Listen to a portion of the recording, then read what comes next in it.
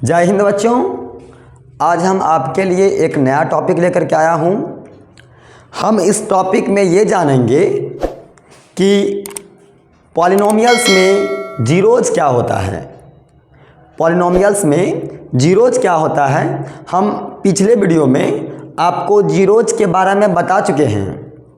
फिर भी हम आपको ये बताने जा रहे हैं कि पॉलिनोमियल्स का जो जीरोज है, क्वाड्रेटिक पॉलिनोमियल का, लीनियर पॉलिनोमियल का, क्यूबिक पॉलिनोमियल का, हम जान रहे हैं कि जिस पॉलिनोमियल्स का पावर जितना होगा उसका जीरोज भी उतना ही होगा। यदि उसका पावर है 3 तो जीरोज होगा 3, पावर है 2 तो जीरोज होगा 2, पावर है 1 तो जीरोज होगा 1। तो डिपेंड करता है, जीरोज डिपेंड करता है उस पॉलिनोमियल के पावर पे।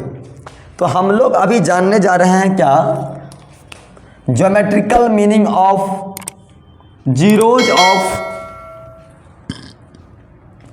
पॉलिनोमियल। किसी पॉलिनोमियल का जीरोज हम जानना जा रहे हैं क्या होता है।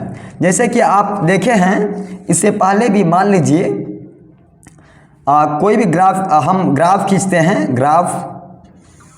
ये ग्राफ है और इसको हम लोग बोलेंगे कार्टेशियन प्लेन। इस कार्टेशियन प्लेन पे हमने एक ग्राफ खींचा और इस ग्राफ में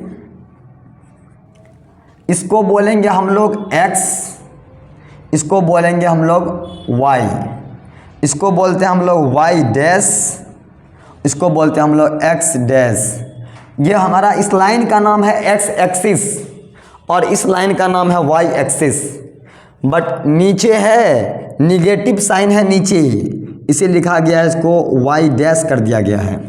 इधर ये निगेटिव साइन है इसलिए इसको x डैश कर दिया गया है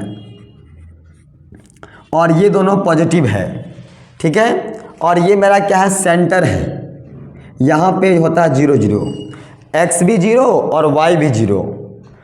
अब हम लोग जानेंगे कि इसमें सबसे इम्पॉर्टेंट चीज़ ये है जानना कि इसमें हमें सबसे इम्पॉर्टेंट चीज़ ये जानना है कि हम जो ग्राफ खींचेंगे, हम जो ग्राफ के बारे में बताएंगे कि कौन सा ग्राफ का कितना जीरोज होगा। तो ग्राफ हमारा होता है, हम लोग जो इससे पहले पढ़े हैं ग्राफ के बारे में, कि इसमें ये जानते हैं ग्राफ कहीं पे स्ट्रेट लाइन ग्राफ के बारे में, एक किसी इक्वेशन का ग्राफ ऐसा बनाए हैं हम लोग। लेकिन यहाँ पे जो हम ग्राफ के बारे में पढ़ेंगे वो ग्राफ मेरा कर्व ग्राफ होगा, चाहे वो अपवार्ड डायरेक्शन में हो या डाउनवार्ड डायरेक्शन में हो। ग्राफ होगा कैसा, कर्व ग्राफ होगा। तो बच्चों हम लोग, ये भी हमारा एक ग्राफ ही है पर ये एक पॉलिनोमियल्स का ग्राफ है। पर यदि हम, इसलिए हमने हेडिंग में दिया है पॉलिनोमियल्स। पर यदि हम क्वाड्रेटिक का ग्राफ पढ़ते हैं या क्यूबिक का ग्राफ पढ़ेंगे या लीनियर का ग्राफ पढ़ेंगे तो उसके लिए हमारा एक अलग ही सिंबल होता है। उस सिंबल का नाम है पाराबोला। क्या नाम है, पाराबोला। तो हम लोग इसमें जानेंगे क्या कि जैसे मान लीजिए कि हम कोई भी पॉलिनोमियल है p ऑफ x और px का पूछा जाए, कोई पॉलिनोमियल है पूछा जाए, उसका ग्राफ क्या होगा, यानी कि ग्राफ जो बना, ग्राफ कैसे बनेगा ये नहीं जानना आपको। ग्राफ आपके पास क्वेश्चन में पहले से बनाया हुआ होगा, सिर्फ आपको उसका जीरोज बताना है कि उस ग्राफ का जीरोज क्या होगा, उस ग्राफ का जीरोज क्या होगा। तो बच्चों हम लोग उस ग्राफ का जीरोज के लिए हम लोग क्या करेंगे, हम देखेंगे कि उस एक्सिस को वह लाइन कितने बार कट किया है या कितना बार टच किया है। ये इंपॉर्टेंट पॉइंट है, याद रखिएगा। उस एक्सिस को वो लाइन कितना बार कट किया है या कितने बार टच किया है, हम उसी को बोलेंगे क्या, उसका ग्राफ। बात समझे, वह उसका जीरो। और जितने पॉइंट पे यदि माना हमें x का पूछा जाए, क्या x का यदि हमसे पूछा जाए कि बताइए x का जीरोज क्या होगा, x के जितने भी पॉइंट पे, एक ये पॉइंट, एक ये पॉइंट, एक ये पॉइंट, तो हमें पूछा है x का जितना पॉइंट पे वह ये ग्राफ लाइन इंटरसेक्ट किया या टच किया, वो सब का सब पॉइंट इसका क्या कहलाएगा, जीरोज कहलाएगा। तो फर्स्ट जीरोज आपका ये हो गया, सेकेंड जीरोज आपका ये। तो मैं बता रहा था आपको कि यदि हम सबसे पहले ये जानेंगे कि हमें जीरोज के बारे में, ये मेरे पास इस तरह का कोई भी ग्राफ दिया रहेगा, इसमें 3 तरह का क्वेश्चन से आपसे पूछा जा सकता है। वो ग्राफ लीनियर है, क्वाड्रेटिक है या क्यूबिक है, वो आपको बताना है बच्चों। कहाँ से? तो वो आपको बताना है देख करके, ग्राफ को देख करके। और ग्राफ को देख के हम कैसे बताएंगे? तो हम देखेंगे कि ग्राफ में कितने पॉइंट्स पे इंटरसेक्ट किया गया है। ग्राफ को जितने पॉइंट्स पे इंटरसेक्ट करेगा या ग्राफ जितने पॉइंट पे टच करेगा, वही उसका कहलाएगा जीरोज, वही उसका कहलाएगा जीरोज। यदि हाँ, एक बात और आपको मैं बता देता हूँ, यदि कभी भी ग्राफ में स्ट्रेट लाइन होता है, ग्राफ में कभी भी स्ट्रेट लाइन होगा, तो समझिएगा कि वो लीनियर ग्राफ होगा।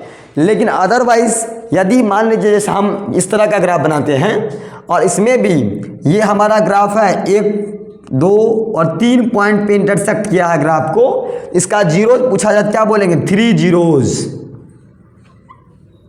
ठीक है।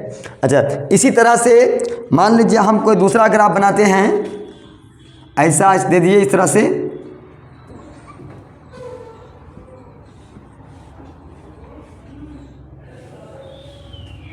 ऐसा अगर आप बनाए तो आप पूछा जाए आपसे बताओ कि इसमें कितने जीरोज होंगे, तो हम लोग क्या बोलेंगे? हम लोग बोलेंगे इसमें इसमें बोलेंगे 2 जीरोज, एक यहाँ पे और एक यहाँ पे, 2 जीरोज होंगे। कितने होंगे?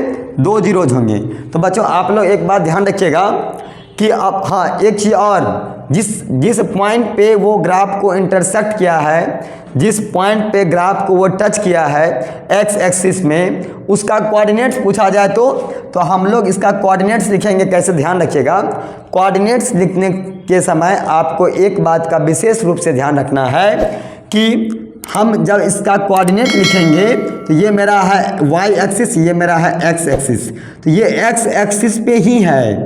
एक्स का वैल्यू जो होगा यहाँ पे, यहाँ से देखो, यहाँ मानो 0 है, यहाँ 1 है, यहाँ 2 है, यहाँ 3 है और यहाँ 4 है। तो इसका क्या हो जाएगा? x तो हो गया मेरे पास 4 और y क्या होगा? y मेरे पास हो जाएगा 0। क्यों? क्योंकि ये ना ही ऊपर कहीं नहीं गया है, ये ऊपर कहीं नहीं गया है। ऊपर बढ़ेगा तब ना, ऊपर तो नहीं गया, तो ये इसी पॉइंट पे है ना, ये x एक्सिस पे, ऑन द x एक्सिस, ये x एक्सिस पे ही इंटरसेक्ट किया है, इसीलिए इसका y का वैल्यू क्या हो जाएगा? वो हो जाएगा 0।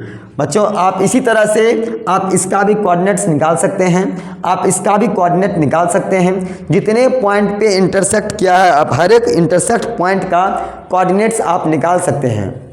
तो आपको ध्यान रखना है इस तरह के क्वेश्चंस में कि कोऑर्डिनेट्स कैसे निकालेंगे और जीरोज कितने होंगे। इसको हम लिख देंगे क्या? The zeros of this graph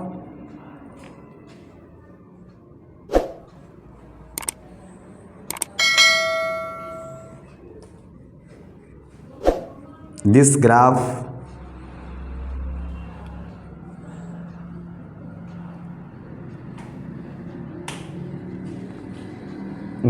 is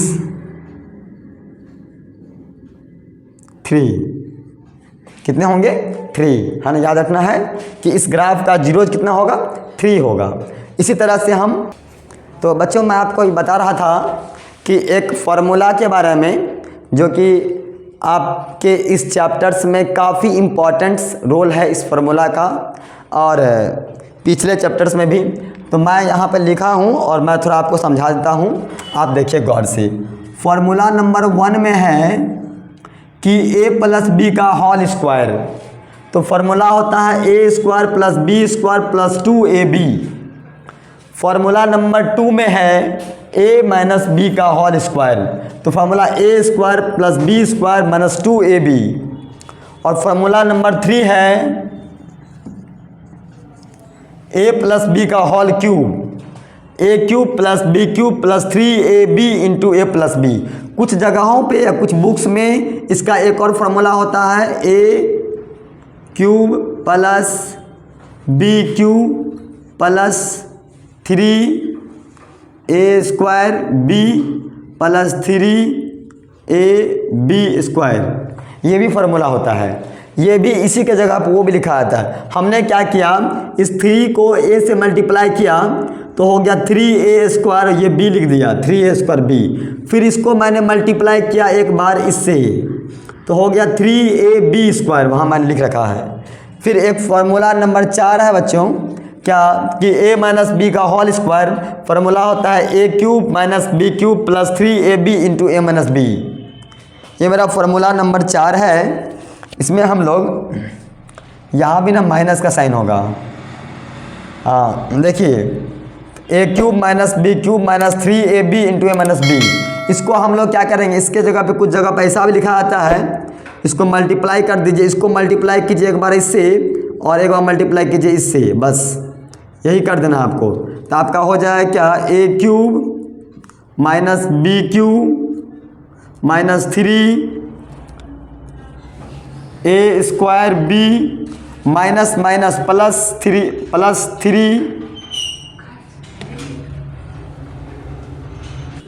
तो 3a²b प्लस 3ab²। ये बाबू आपका फार्मूला है। कैसे बना मैंने यहाँ बता भी दिया आपको, कुछ करना कुछ नहीं है। माइनस 3ab को मल्टीप्लाई कीजिए a से तो होगा माइनस 3a²b, यहाँ मैंने लिख दिया, माइनस माइनस प्लस 3ab², वहाँ मैंने लिख दिया। और फार्मूला नंबर 5 है मेरा क्या, a³ माइनस b³ का फार्मूला होता है a plus B into a² minus ab plus b²। और फार्मूला नंबर 6 मेरा क्या है, हाँ a² माइनस b² का formula a plus B into a minus B. और इसके बाद 2 और इम्पॉर्टेंट फार्मूला है जो कि आपको इससे रिलेटेड है, वो मैं आपको बताया हूँ यहाँ पे। एरिया ऑफ ट्रायंगल का फार्मूला होता है L into B, length into breadth. और area of perimeter of rectangle का formula, sorry area of triangle का फार्मूला L इंटू बी, और एरिया ऑफ रेक्टेंगल का फार्मूला L इंटू बी, और दूसरा है पेरीमीटर ऑफ रेक्टेंगल का 2 इंटू L प्लस बी। आप जान रहे होंगे रेक्टेंगल क्या होता है, a quadrilateral whose opposite sides are equal and parallel इसको and each angle measure 90 degree are called rectangle. ये आपका रेक्टेंगल है। तो प्यारे बच्चों, अभी तक हम पॉलिनोमियल्स के जितने भी कॉन्सेप्ट था बेसिक, मैंने लगभग सभी कॉन्सेप्ट्स को, हर एक टॉपिक को 6-7 वीडियो में कवर कर लिया है। और जिन बच्चों को समझने में कहीं दिक्कत हुई कोई टॉपिक्स में, वो पूरा वीडियो को देखिए।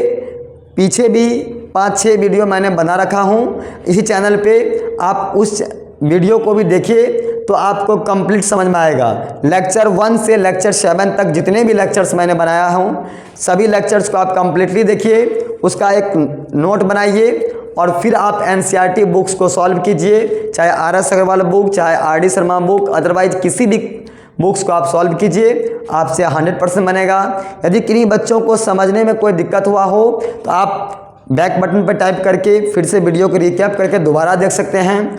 और इसके बाद मैं एनसीईआरटी जो न्यू बुक्स हैं, न्यू बुक्स का जितना भी एग्जाम्पल्स है और क्वेश्चंस है चैप्टर 2.1 और 2.2 में, मैं टोटल क्वेश्चंस को सॉल्व करूंगा एक एक करके, आप देख सकते हैं। इसके बाद 3-4 लेक्चर और आएगा, उस 3-4 लेक्चर में कंप्लीट एनसीईआरटी का चैप्टर 2 पॉलिनोमियल्स को मैं टोटल सॉल्यूशन बताऊंगा। आप उसको देखिए कैसे हम बोर्ड्स में लिखेंगे और आप अच्छा से अच्छा मार्क्स ऑब्टेन कीजिए। थैंक यू बच्चों, धन्यवाद।